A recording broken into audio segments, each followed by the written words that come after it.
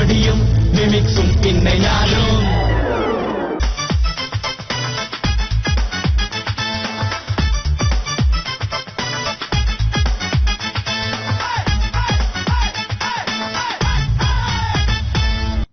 August നാശിച്ച power cut കാരണം കണ്ണും കാണാൻ പറ്റുന്നില്ല. ആഗസ്റ്റ് 15 ഇന്ത്യക്ക് സ്വാതന്ത്ര്യം ലഭിച്ചു. ആഗസ്റ്റ് 15 ഇന്ത്യക്ക് സ്വാതന്ത്ര്യം ലഭിച്ചു. കത്തുന്നില്ല. അടുപ്പിലിട്ടോക്ക് ശരിക്കും കത്തും. ആഗസ്റ്റ് 15 ഇന്ത്യക്ക് സ്വാതന്ത്ര്യം ലഭിച്ചു. ഇന്ത്യക്ക് സ്വാതന്ത്ര്യം ലഭിച്ച ഇതെപ്പോ മമ്മി മമ്മി എന്താടുണ്ടോ? ഇന്ത്യക്ക് സ്വാതന്ത്ര്യം ലഭിച്ചോ ഇതെപ്പോ? അത് നീ അറിഞ്ഞില്ലേ? ഇല്ല. ആഗസ്റ്റ് 14 അർദ്ധരാത്രി 12 മണിക്കാ ഇന്ത്യക്ക് സ്വാതന്ത്ര്യം ലഭിച്ചത്. അർദ്ധരാത്രിയാണല്ലേ? ഞാൻ ആ സമയത്ത് കൂർക്കം വലിച്ചു കിടന്നുറങ്ങുക. അത് 1947 ഞാനന്ന് ജനിച്ചിട്ടൂടില്ല. പിന്നെ എങ്ങനെ അറിയാലോ? കൃത്യസമയത്ത് കറണ്ട് വന്നു. സർക്കാർ കൃത്യമായിട്ട് നടത്തുന്ന ഏക ജോലി ഇതേ ഉള്ളൂ, പവർ കട്ടിന്റെ ടൈമില്ല. ഏത് കുർത്ത കിട്ടാനാണ് പാതിരാത്രി ബെല്ലടിക്കുന്നേ? ഞാനാണ് മോനെ. പണിക്കരണ്ടായിരുന്നു. നീ ആരാണ് കരുതിയത്? ഞാൻ കരുതി ഡാഡി ആയിരിക്കുന്നു. ഡാഡിനെ ഇങ്ങനെയൊക്കെ വിളിക്കാമോ? ഡാഡിയുടെ ചില സമയത്തെ പ്രവൃത്തിയോടെ എനിക്ക് വിറഞ്ഞങ്ങ് കേറും. നീ ഇരുന്ന് പഠിച്ചേ. പഠിക്കരട്ടാ. വൈദ്യുതിയുടെ പിതാവാരടുത്ത് പഠിക്കലുണ്ടറിയോ? അല്ല, വൈദ്യുതിക്ക് ഇപ്പൊ ഈ തന്തയൊക്കെ ഉണ്ടോ? ഉണ്ടല്ലോ. അതുകൊണ്ടാണല്ലോ കറണ്ട് ബില്ല് കാണുമ്പോൾ ആൾക്കാർ തന്തക്കും തള്ളക്കും വിളിക്കുന്നേ. അങ്ങനെ. എടാ, നിന്റെ പ്രോഗ്രസ് കാർഡ് കിട്ടിയല്ലോ. എങ്ങനെയുണ്ട് മാർക്കൊക്കെ? നിങ്ങൾ ഞെട്ടിപ്പോവും. Very good. എവിടെ കാണട്ടെ? നോക്കട്ടെ. 2-3 മാർക്കാണ് നീ വാങ്ങിച്ചോണ്ട് വന്നിരിക്കുന്നത് മഹാഭാവി. നീ നിന്റെ ഡാഡിയെ കാണിച്ചാ? ഇല്ല. ഇതെങ്ങാനും ഡാഡി കണ്ടാലേ ഡാഡി നിന്നെ വഴുക്കുറയും. ഇതിനുള്ള ഐഡിയ ഒക്കെ എനിക്കറിയാം. എന്താ ഐഡിയ? ഈ പ്രോഗ്രസ് കാർഡിന്റെ ഒപ്പം ഒരു 100 രൂപ കൂടി മടക്കി ഞാൻ ഡാഡിക്ക് അങ്ങ് കൊടുക്കും. സർക്കാർ ഉദ്യോഗസ്ഥനല്ലേ, കൈക്കൂലി കിട്ടുമ്പോൾ ആളങ്ങ് കണ്ണടക്കും. എടാ, നിന്റെ ഡാഡിയൊക്കെ നന്നായിട്ട് പഠിച്ചത് കൊണ്ടാണ് ഇപ്പൊ നല്ലൊരു ജോലി കിട്ടിയിരിക്കുന്നത്. അറിയാമോ നിനക്ക്? അല്ല, പണിക്കരട്ടിന് എന്താ പഠിക്കാഞ്ഞ്? അല്ലെ, ഞാൻ ബിസിനസ്സിലെ കോൺസെൻട്രേറ്റ് ചെയ്തിരിക്കുന്നത് അല്ലേ. അതുകൊണ്ടല്ലേ ഞാനൊരു ബിസിനസ്സുകാരനായിട്ട് നിൽക്കുന്നത്. ഏത് ഡാഡിയാണ് കോളിംഗ് ബെൽ അടിക്കുന്നത്? അതേടാ, ഈ ഡാഡി എന്നെ കോളിംഗ് ബെൽ അടിച്ചത് അറിയോ? ഉണ്ടായിരുന്ന കമലേച്ചിക്ക് എങ്ങനെയുണ്ട്? കുറവുണ്ട്. അത് ഞങ്ങൾക്കല്ലേലും അറിയാം. കമലേച്ചിക്ക് നല്ല കുറവുണ്ടെന്ന്. അതല്ല പറഞ്ഞത്, പനി അല്പം കുറവുണ്ടെന്ന്. എന്നാലും പനി അങ്ങ് കുറഞ്ഞു എന്ന് പറയാൻ പറ്റൂല.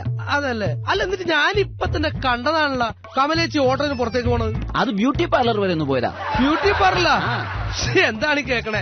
സാധാരണ ആൾക്കാർക്ക് പനിയോ അസുഖമോ വന്നാൽ ഹോസ്പിറ്റലിൽ പോകാറുണ്ട്, മെഡിക്കൽ ഷോപ്പിൽ പോകാറുണ്ട്. ഈ ബ്യൂട്ടി പാർലറിൽ പോകുന്നത് ഞാൻ ആദ്യമായിട്ട് കേൾക്കണേ. എന്താ നിനക്ക് മനസ്സിലായില്ലേ? എടാ, പനിയായിട്ട് ഒരാഴ്ച കിടപ്പിലായിരുന്നില്ലേ? അപ്പൊ ചുണ്ടൊന്ന് ഡ്രൈ ആയി, കണ്ണൊന്ന് കുഴിഞ്ഞു, ഇവിടെ ഒരു ബ്ലാക്ക് മാർക്ക് വന്നെന്ന് പറഞ്ഞ് നേരെ ബ്യൂട്ടി പാർലറിലോട്ട് പോയിരിക്കുക. ഒന്ന് ഫേഷ്യൽ ചെയ്ത് ഇതൊക്കെ ഒന്ന് ത്രെഡ് ചെയ്ത് നേരെ വന്ന് മുടിപ്പൊച്ച് ഒറ്റ കിടപ്പം കിടക്കാം. അതെന്തിന്? അവളുടെ ഫ്രണ്ട്സ് വരുമ്പോഴേക്കും ഗ്ലാമർ ഉറക്കാൻ പറ്റില്ലല്ലോ, പനിയാണെന്ന് പറഞ്ഞു. നിങ്ങൾ അറിഞ്ഞോ മകന്റെ പ്രോഗ്രസ് കാർഡ് കിട്ടി? ചോദിച്ചു നോക്ക്. എടുത്തുണ്ടു പ്രോഗ്രസ് കാർഡ് കിട്ടിയത് എനിക്ക്. Very good. വരൂ, ഇങ്ങോട്ട് വരൂ. കിട്ടിയത് എനിക്ക് പ്രോഗ്രസ് കിട്ടിയല്ലോ. എന്താണ് അവന്റെ പ്രോഗ്രസ് കാർഡ് കാണുന്നതിനും അവനെ പിടിച്ച് തലണയാ? അതിനെനിക്ക് അവന്റെ പ്രോഗ്രസ് കാർഡ് കാണേണ്ട ആവശ്യമില്ല. അതിന്റെ അകത്ത് എന്താണെന്ന് എനിക്ക് നന്നായിട്ട് അറിയാം. അല്ലേ ടുണ്ടു? അത് റെഡി. പഠനത്തിന്റെ കാര്യത്തിൽ നീ എന്നെ കണ്ടു പഠിക്കണം. എത്ര ഡിഗ്രിയാ ഞാൻ എടുത്തിട്ടുള്ളത് നിങ്ങൾക്ക് എല്ലാവർക്കും അറിയുന്നതല്ലേ. പഠനത്തിന്റെ കാര്യത്തിൽ ഞാനൊരു സിംഹമാ, സിംഹം. നീ ഒരു സിംഹക്കുട്ടിയാണെന്ന കാര്യം മറക്കാൻ പാടില്ല. മനസ്സിലായില്ലേ? ഇപ്പോഴാണ് ഡാഡിനെ കുറിച്ച് ടീച്ചർ പറഞ്ഞതിന്റെ അർത്ഥം മനസ്സിലായത്.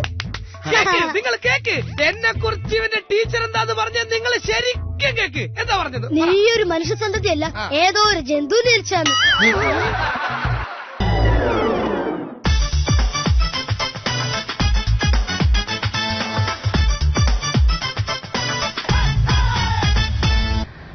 അനുകരണങ്ങൾ ഒരുപാട് താരങ്ങളെ അനുകരിച്ചിട്ടുണ്ട്. കലാഭവനിലൊക്കെ ഞാൻ വരുന്ന സമയത്ത് എനിക്ക് ഏറ്റവും കൂടുതൽ ഞാൻ അനുകരിച്ചിരുന്നത് ബാബു നമ്പൂതിരിയും അതുപോലെ കമലഹാസൻ ഇന്ത്യൻ എന്ന സിനിമയിൽ ഒരു 3 വേഷമുണ്ട്.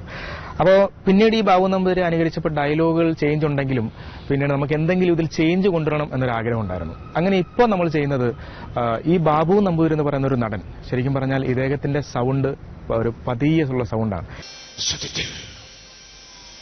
ആക്കിയിട്ടവന്റെ നേരെ കൈയൊങ്ങിയത് വളരെ മോശമായി പോയി.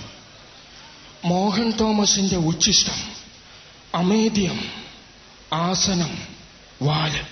ഈ സൗണ്ട് എന്ന് പറയുന്നത് നമ്മുടെ കേന്ദ്രമന്ത്രിയായ ശ്രീ AK ആന്റണിയുടെ ശബ്ദവുമായി നല്ല സാമ്യമുണ്ട്. അത് അന്നത്തെ ഡയലോഗ് ഞാൻ ഈ AK ആന്റണി സാറിലേക്ക് ഒന്ന് കൊണ്ടുവരുവാണ്. ബാബു നമ്പൂരി സാറിനെ AK ആന്റണിയിലേക്ക് ഞാൻ ഒന്ന് കൊണ്ടുവരുവാണ്. സത്യത്തിൽ നന്ദഗോപൻ വന്നുവെന്ന് കേട്ടപ്പോഴേ എനിക്ക് സന്തോഷമായി. സ്വത്തും പണവും ഒക്കെ വീതം വെച്ച് കൊടുത്തു എന്ന് കേട്ടപ്പോ അതിലേറെ സന്തോഷമായി. സത്യം പറഞ്ഞ ഞാനൊരു പാവ. സത്യം ഞാനൊരു പാവ. സത്യം ഞാനൊരു പാവ. സത്യം പറഞ്ഞ ഞാനൊരു പാവം. കേരള സംസ്ഥാനത്ത് ഞാൻ ഭരിച്ചുകൊണ്ടിരിക്കുമ്പോൾ പലരും ചോദിച്ചു എന്താണ് ഈ അതിർത്തിയിൽ ഒരു ബോംബും ഒരു സ്ഫോടനവും ഇല്ലാത്തത്. ഈ പാകിസ്ഥാൻ പട്ടാളക്കാർ ഈ മിസൈലും മറ്റുള്ള സാധനങ്ങളൊക്കെ ആയിട്ട് ഇങ്ങോട്ട് വന്നിട്ട് നമുക്ക് മിസൈൽ ഇടാൻ നേരം ഞാൻ പതിയെ ചെന്ന് അറിയാവുന്ന ഒരു ഹിന്ദി ഇവരോട് പറയും, മേ തുംസെ പ്യാർ കർത്താ ഹും ഹും ഹേ എന്ന് പറയും. അപ്പൊ തന്നെ ഇവന്മാർ കെട്ടിപ്പിടിച്ചൊരു ഉമ്മ എന്നിട്ട് പറയും ഇനി നമുക്ക് യുദ്ധം വേണ്ട, ഒന്നും വേണ്ട. അതുകൊണ്ട് എനിക്ക് പറയാനുള്ളത് ഇത്രേ ഉള്ളൂ. എല്ലാവർക്കും എന്റെ നന്ദി, നമസ്കാരം. ഇത് പറഞ്ഞത് ഞാൻ അന്ന് ചെയ്തുകൊണ്ടിരുന്നപ്പോൾ ഏറ്റവും കൂടുതൽ എനിക്കിഷ്ടപ്പെട്ടത് കമലഹാസൻ, അതായത് ഇന്ത്യൻ എന്ന് പറയുന്ന സിനിമയിലെ കമലഹാസന്റെ ഒരു 2 വേഷനാണ്. എന്തായാലും നിങ്ങൾക്ക് മുമ്പിൽ നമുക്കതൊന്ന് കാണാം.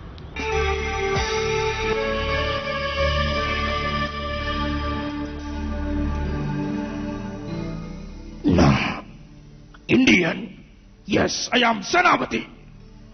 நீங்கள் செய்யது சாதாரண குற்றவல்ல. இந்தியன் கணவர்களுக்கு நீ செய்யது தேச துரோகம். என்னப்பா பேச ஒரு அப்ளிகேஷன் பண்ணி இந்த இடத்துல ஜோலி நீதியம் வச்சு பேரட்டுக்கல மாதிரி இருக்குது. என்னப்பா விஷயம்? கசூரி நீ வா மூட்டு குடும்பத்திலே கொலை செய்ய கலாச்சாரம் பாசி என்னப்பா விஷயம்? Stop it. இந்த நாட்டுக்கு லஞ்சம் ஒழியணும்.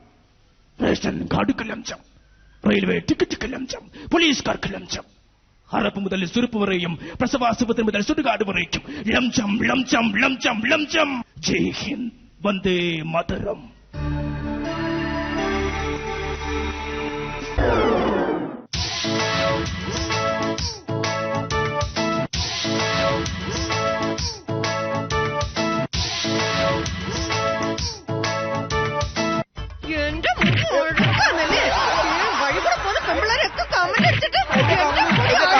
അങ്ങനെയല്ല പറഞ്ഞത്. പിന്നെ നിന്റെ മുടി നല്ല അഴകാണെന്നാ പറഞ്ഞത്.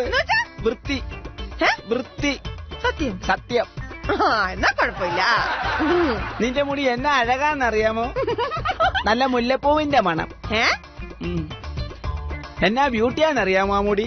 എന്നിട്ടാണോ കഴിഞ്ഞ ദിവസം ചോറിനകത്ത് ഒരു മുടി കിടന്നെന്ന് പറഞ്ഞ് എന്നെ വഴക്ക് പറഞ്ഞത്? അതിന് ചോറിനകത്ത് മുടി കിടന്നാ പിന്നെ വഴക്ക് പറയില്ലേ? അയ്യോ, നാൻസി ഒന്ന് വിളിക്കട്ടെ. അതെന്താ നാൻസിയെ പെട്ടെന്ന് വിളിക്കാൻ തോന്നിയത്? നാൻസി എന്റെ ആത്മാർത്ഥ സുഹൃത്തെന്ന് പണിക്കരേട്ടൻ അറിയത്തില്ലേ? അതെനിക്കറിയാലോ. അവൾ ഇന്നലെ എന്നോട് പിണങ്ങിപ്പോയി പണിക്കരേട്ട. അതുകൊണ്ട് എന്റെ പണിക്കരേട്ട, ആത്മാർത്ഥ സുഹൃത്തുക്കളെ എത്ര പിണങ്ങിപ്പോയാലും നമ്മൾ അവരെ തിരിച്ചു വിളിക്കണം. കൊള്ളാം. ആത്മാർത്ഥ സുഹൃത്തിനോട് കമലുവിന് ഇത്രയും സ്നേഹമുണ്ടെന്ന് എനിക്ക് ഇപ്പോഴാ മനസ്സിലായത്. അയ്യടാ, അത് സ്നേഹം കൊണ്ടൊന്നുമല്ല. എന്റെ രഹസ്യങ്ങളൊക്കെ അവക്ക് അറിയാം, അതുകൊണ്ടാ.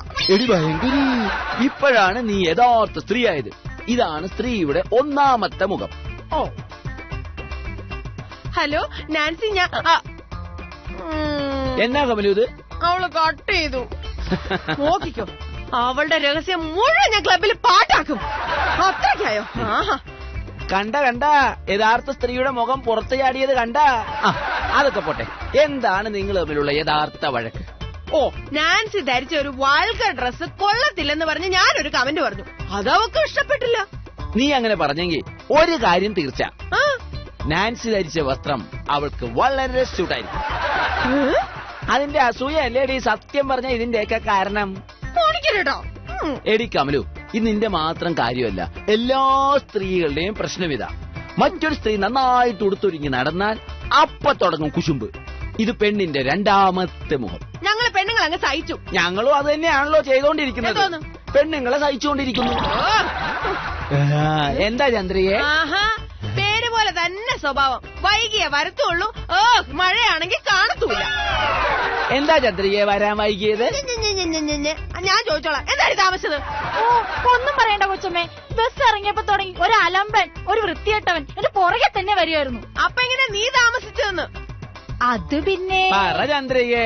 അയ്യോ, അറിയേ കൂടെ അയാൾ എന്റെ പുറകെ പതുക്കെയാ വന്നത്. അപ്പൊ ഞാനും പതുക്കെയാ വന്നത്. എടി, നിന്റെ അറിവിലേക്ക് ഞാൻ പറയാം. ഇത്തരം അവസരങ്ങളിൽ നമ്മൾ സ്ത്രീകൾ ശക്തിയായിട്ട് പ്രതികരിക്കണം. നമ്മൾ പുരുഷന്മാരുടെ അടിമകളല്ലെന്നുള്ള ബോധം നമുക്ക് വേണം. സ്ത്രീ പീഡനം വേരോടെ പിഴുതെറിയാൻ നമ്മൾ പ്രതികരിച്ചേ പറ്റത്തുള്ളൂ. എന്തെങ്കിലും ചെയ്യാം. ബസ്സിനകത്ത് വെച്ച് ആ വൃത്തിയായിട്ട് ശല്യം തന്നെ ചെയ്തോണ്ടിരുന്നു. എന്നിട്ട് നീ എന്താ പ്രതികരിക്കാഞ്ഞത്? അത് ആ സമയത്ത് എനിക്ക് അങ്ങനെ തോന്നിയില്ല. ഇതാണ് കമലു, സ്ത്രീയുടെ മൂന്നാമത്തെ മുഖം.